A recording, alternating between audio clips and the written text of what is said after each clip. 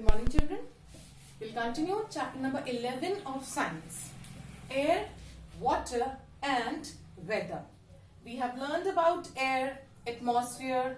We have also learned about weather. Yes, the factors which change weather and season. Yes, we have also learned that sun is a major reason for the change of weather and seasons. Sun also causes wind and rain, and sun is responsible for land breeze and sea breeze. Now, today we will start the topic water. We all know about the importance of water. Yes, we all know that we cannot survive without water for a long time. Yes, around 71% of the earth's surface is covered with water. Yes, although not everything or not every water body can be used for other purpose or for drinking purpose, like especially sea water and ocean water cannot be used for drinking purpose. It's not fresh water. The water from the glaciers, the water from the rivers, they all can be filtered and used for drinking purpose. Yes, now we all know the importance of water. Plants also takes water, and then with the help of carbon dioxide, sunlight and chlorophyll, they make their food. We drink water every day, 8 to 10 glasses in a day. Animals also need water. Our surroundings, everything needs water to survive. Now, water is basically a very important factor of our climate, of our weather. Okay, now see what happens. And water is present everywhere in the air also, in the form of water vapor, in the form of moisture. Now, what happens? See, there are water bodies like rivers, ponds, oceans. Yes, what happens? The sun's rays falls on them. Yes, and when the sun's ray fall on a water body, the water starts getting heated up. Now, as the water is heating up, it actually becomes warm. Yes, and then it becomes, it actually starts becoming, it become water vapors. Okay, and then it starts moving up in the environment, in the atmosphere. So, this process of water changing into water vapor is called as evaporation. What is it called? Evaporation. Yes, water changing into water vapor. And how does water change into water vapor? See, I'll show you. Suppose, can you see this flashlight? Yes, just imagine that this is sun's light. Okay, and this is some water body. Suppose this is an ocean. Okay, now can you see the sun rays falling on water? Yes. Can you see the sun rays falling on water? Now what will happen? Because of these sun rays, the water will become heated up.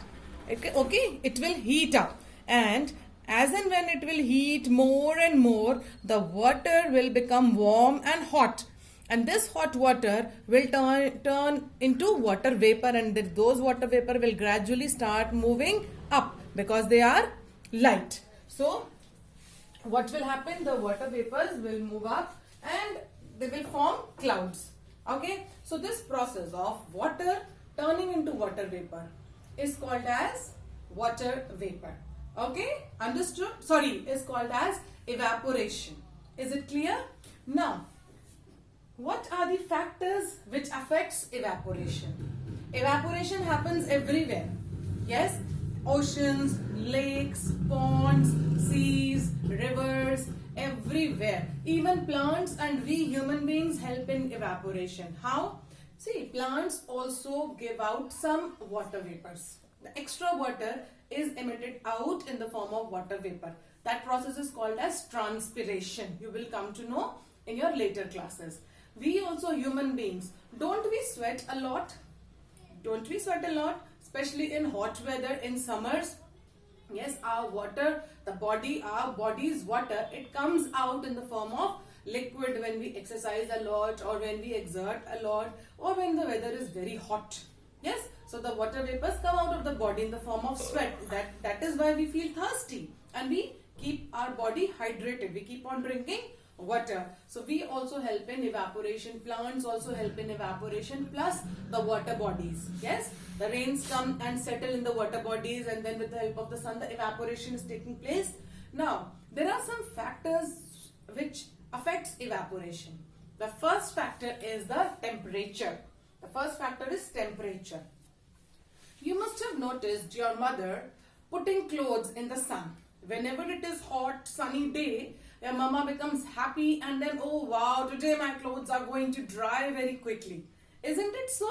And whenever it is little cloudy and little clumsy weather, it's like, oh, today the clothes are not going to dry, and they will smell also because they did not get proper heat of the sun. So what happens in a nice sunny day, the temperature is high. And when the temperature is high, the rate of evaporation will be also high. Okay? Just do an experiment. Take a napkin or one small piece of cloth. Make it wet and squeeze it and put it in a sunny day. Okay? Put it out on a nice sunny day.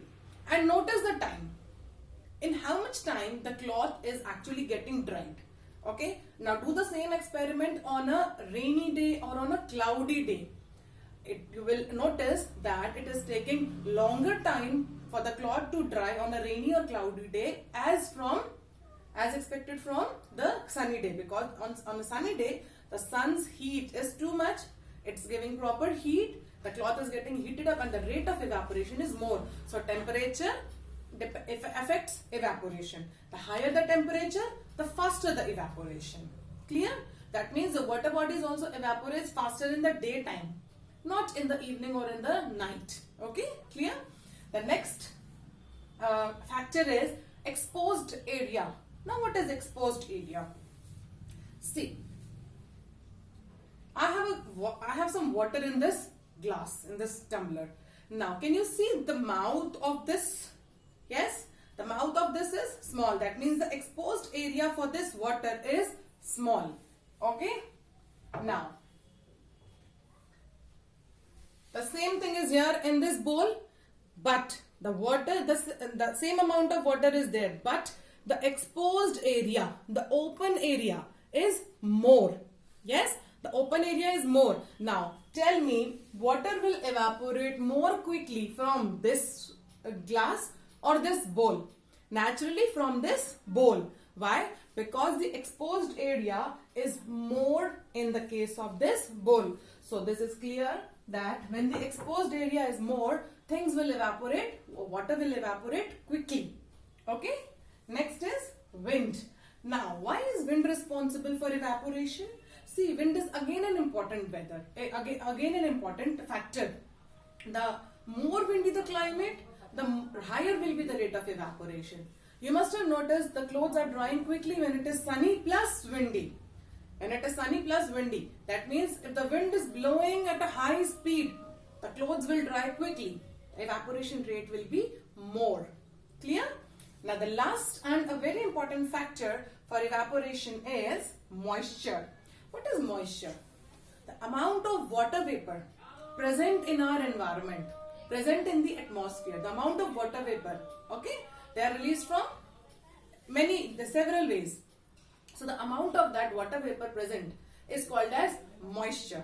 Okay, in rainy days there is lots of moisture in the environment. That is why we feel very hot and humid. Why do we feel humid? Because there is already moisture and our sweat is not getting evaporated. Yeah, so that's why we feel lot of inconvenience, uncomfortable. We feel uncomfortable, right, in that weather. And in sunny days, in summer days, although there is a lot of heat, but our sweat at least get evaporated, so we do not feel so uncomfortable. Naturally we feel hot, but not as uncomfortable as in a humid day. Okay, and in cold though it's the best season because we like sun's heat, we like to sit in the sun. Yes, so moisture is also one of the important factor which affects evaporation. The more amount of moisture in the weather, the less evaporation will take place. This is reverse. Yes, in these three cases, more the temperature, more the evaporation. Exposed area more, evaporation will be more. Wind will be more, evaporation will be more. But It is exactly the reverse in the case of moisture.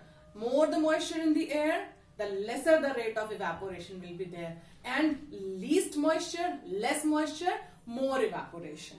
Okay, I hope this topic, water, evaporation and factors affecting evaporation is clear to you all. Thank you.